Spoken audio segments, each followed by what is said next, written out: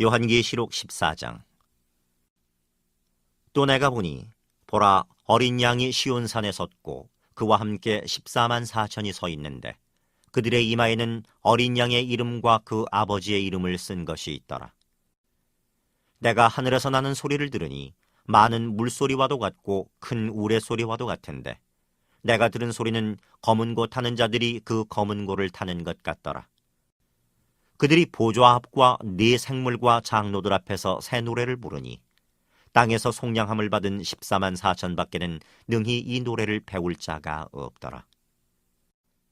이 사람들은 여자와 더불어 더럽히지 아니하고 순결한 자라. 어린 양이 어디로 인도하든지 따라가는 자며 사람 가운데서 속량함을 받아 처음 익은 열매로 하나님과 어린 양에게 속한 자들이니 그 입에 거짓말이 없고 흠이 없는 자들이더라. 또 보니 다른 천사가 공중에 날아가는데 땅에 거주하는 자들 곧 모든 민족과 종족과 방언과 백성에게 전할 영원한 복음을 가졌더라. 그가 큰 음성으로 이르되 하나님을 두려워하며 그에게 영광을 돌리라. 이는 그의 심판의 시간이 이르렀음이니 하늘과 땅과 바다와 물들의 근원을 만드신 이를 경배하라 하더라. 또 다른 천사 곧 둘째가 그 뒤를 따라 말하되 무너졌도다 무너졌도다 큰 성 바벨론이여 모든 나라에게 그의 음행으로 말미암아 진노의 포도주를 먹이던 자로다 하더라. 또 다른 천사 곧 셋째가 그 뒤를 따라 큰 음성으로 이르되 만일 누구든지 짐승과 그의 우상에게 경배하고 이마에나 손에 표를 받으면 그도 하나님의 진노의 포도주를 마시리니 그 진노의 잔에 섞인 것이 없이 부은 포도주라. 거룩한 천사들 앞과 어린 양 앞에서 불과 유황으로 고난을 받으리니 그 고난의 연기가 세세토록 올라가리로다. 짐승과 그의 우상에게 경배하고 그의 이름표를 받는 자는 누구든지 밤낮 쉼을 얻지 못하리라 하더라. 성도들의 인내가 여기 있나니 그들은 하나님의 계명과 예수에 대한 믿음을 지키는 자니라. 또 내가 들으니 하늘에서 음성이 나서 이르되 기록하라. 지금 이후로 주 안에서 죽는 자들은 복이 있도다 하시매 성령이 이르시되 그러하다. 그들이 수고를 그치고 쉬리니 이는 그들의 행한 일이 따름이라 하시더라. 또 내가 보니 흰 구름이 있고 구름 위에 인자와 같은 이가 앉으셨는데 그 머리에는 금면류관이 있고 그 손에는 예리한 낫을 가졌더라. 또 다른 천사가 성전으로부터 나와 구름 위에 앉은 이를 향하여 큰 음성으로 외쳐 이르되 당신은 낫을 휘둘러 거두소서. 땅의 곡식이 다 익어 거둘 때가 이르렀음이니이다 하니 구름 위에 앉으신 이가 낫을 땅에 휘두르매 땅의 곡식이 거두어지니라. 또 다른 천사가 하늘에 있는 성전에서 나오는데 역시 예리한 낫을 가졌더라. 또 불을 다스리는 다른 천사가 제단으로부터 나와 예리한 낫 가진 자를 향하여 큰 음성으로 불러 이르되 내 예리한 낫을 휘둘러 땅에 포도송이를 거두라. 그 포도가 익었느니라 하더라. 천사가 낫을 땅에 휘둘러 땅에 포도를 거두어 하나님의 진노의 큰 포도주 틀에 던지매 성 밖에서 그 틀이 밟히니 틀에서 피가 나서 말 굴레까지 닿았고 1600스타디온에 퍼졌더라. 축복합니다. 오늘은 요한계시록 14장 말씀을 가지고 성도의 인내와 소망이라는 제목으로 말씀을 나누겠습니다. 종교개혁자 마틴 루터가 다음과 같은 말을 했다고 전해집니다. 내일 지구가 멸망하더라도 나는 오늘 사과나무를 심겠습니다. 내일 당장 지구에 종말이 오더라도 나는 오늘 이 사과나무를 심겠다. 그의 고백이 담겨져 있죠. 아무리 현실이 힘들어도 또한 불확실한 미래가 내 앞에 놓여 있어도 소망을 잃지 않고 나는 나아가겠습니다. 그런 고백이었습니다. 이와 같이 오늘 말씀을 보면 현실은 너무 힘겹지만 우리에게 다가올 소망의 날이 있기에 믿음으로 나아가십시오. 도전해주는 그 하나님의 음성이 들려집니다. 사도 요한이 반모섬에 유배되어 있을 당시에 예수 그리스도를 믿는 많은 성도와 교회 공동체는 큰 어려움 가운데 있었습니다. 거짓 선지자들의 잘못된 교훈이 그들을 영적으로 흔들게 만들었고, 또한 로마 제국의 강력한 권력이 그들의 피부에 와 닿을 정도로 큰 고난으로 다가왔기 때문이죠.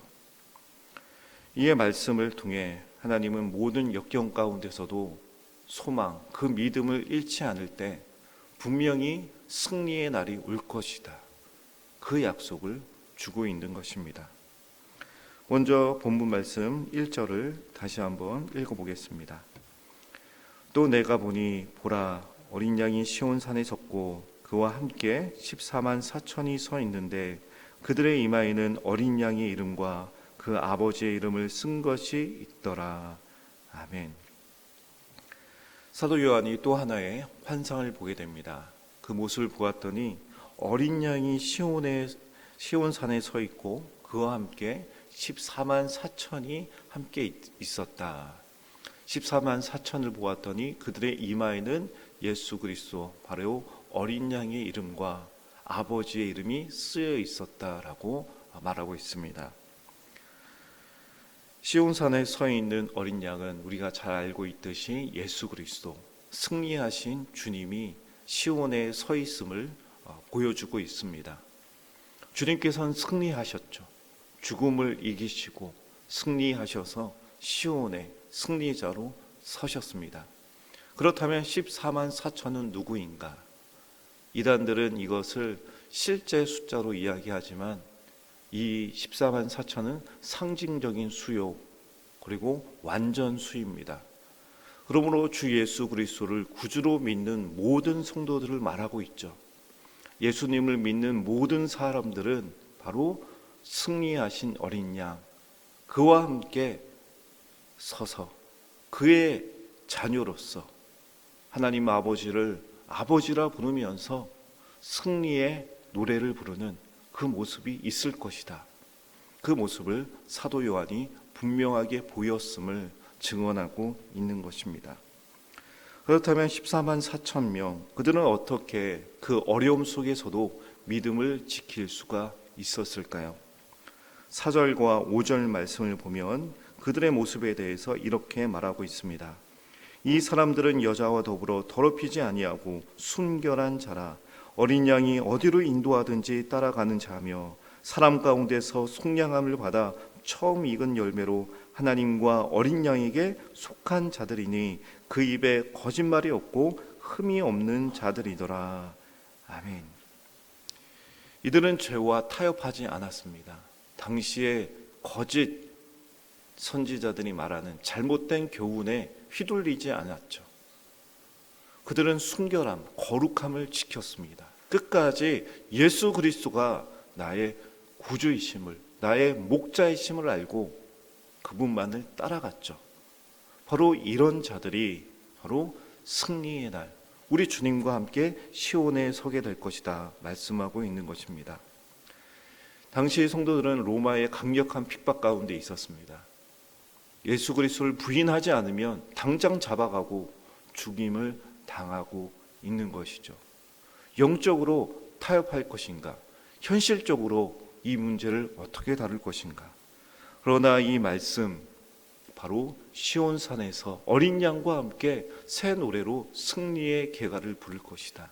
이 약속은 당시 성도들에게 큰 위로와 소망의 말씀이 되었을 것입니다.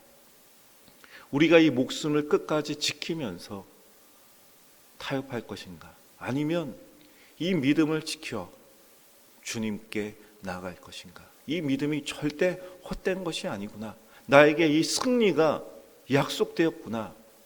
그 마음 가운데 뜨거움이 사라지지 아니했을 것이죠. 오늘날 우리들도 마찬가지입니다. 우리의 삶 가운데 가까운 곳에 어려움이 있죠. 변하지 않는 현실, 계속해서 다가오는 영적인 유혹들이 우리에게 가까이 있습니다. 그러나 우리가 정말 주님의 순결한 신부로서 이 믿음을 지킬 때 오직 예수 그리스도 나의 구주밖에 없습니다. 내가 오직 주님께만 충성하며 주님만을 사랑하며 나아가게 될 것입니다. 그 믿음으로 나아갈 때 우리에게 승리가 주어진다. 그 약속을 우리가 바라보게 되어집니다. 본문 8절 말씀을 보겠습니다. 결국 사단은 멸망하게 된다는 것을 우리에게 알려주고 있죠.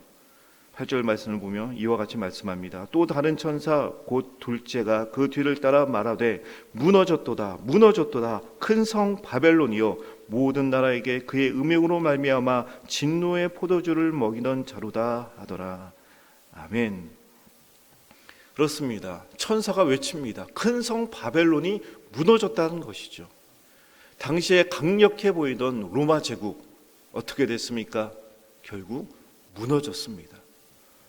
아무리 전 세계를 호령할 것 같았던 정말 진짜 황제, 왕처럼 보였던 로마 제국의 황제도 결국 무너져 내렸습니다. 이와 같이 사단도 어떻게 된다라고 말씀합니까? 사단도 아무리 강력하게 영원할 것 같지만 결국 사단도 패망하게 될 것이다. 그 나라도 무너지게 될 것이다. 우리에게 말씀해 주고 있는 것입니다. 결국 주님께서는 승리하시고 주님께서는 이미 승리하셨고 결국 마지막 날 승리하심으로 사단을 멸하신다라는 것을 우리에게 말씀해 주고 있죠. 또한 사단에게 엎드린 자들, 거짓 선지자들은 결국 밤낮 쉼을 얻지 못하게 될 것이다. 그들이 불과 유황으로 고난을 받게 될 것이다. 그 끝의 모습에 대해서 말씀합니다. 본문 12절 말씀에는 우리에게 이렇게 도전해 주고 있죠. 12절 말씀 함께 읽겠습니다. 성도들의 인내가 여기 있나니 그들은 하나님의 계명과 예수에 대한 믿음을 지키는 자니라. 아멘. 그렇습니다. 성도는 인내합니다. 바로 하나님께서 주신 이 약속의 말씀이 있기 때문이죠. 그 말씀으로 인하여 주 예수 그리스도가 나의 구주이기 때문에 우리는 인내할 수 있습니다. 오래 참을 수 있습니다. 기다릴 수 있습니다. 약속이 있기 때문이죠. 바로 인내함으로 소망의 날, 승리의 날을 맞이하게 될 것이다. 우리에게 말씀해 줍니다. 또한 14절 이하의 말씀을 보면 결국 마지막 때에 있을 추수를 우리에게 보여주고 있습니다. 하나님께서는 알곡과 같은 성도들은 거두어 천국에 들이실 것입니다. 그러나 가라지는 어떻게 하시나요? 가라지를 다 거두어서 밟히게 하시죠. 이것이 우리의 삶의 마지막 끝날을 보여주고 있습니다. 분명히 하나님께서는 죄악들, 그 사단은 멸하시고 바로 하나님의 자녀들, 그 믿음을 지킨 성도들에게는 승리, 구원의 은혜를 주실 것입니다. 사랑하는 성도 여러분, 우리가 비록 현실 가운데서 사방으로 우겨쌈을 당할지라도 낙심하지 않습니다. 거꾸로뜨림을 당해도 망하지 않습니다. 왜 그렇습니까? 예수 그리스도가 우리의 소망 되시기 때문이죠. 예수 그리스도가 지금도 우리와 함께 하시며 우리를 붙들어 주시기 때문입니다. 이 믿음을 가지고 소망 가운데 승리의 날을 향해 담대하게 굳세게 나아갈 수 있는 저와 모든 성도님들이 될 수 있길 바랍니다.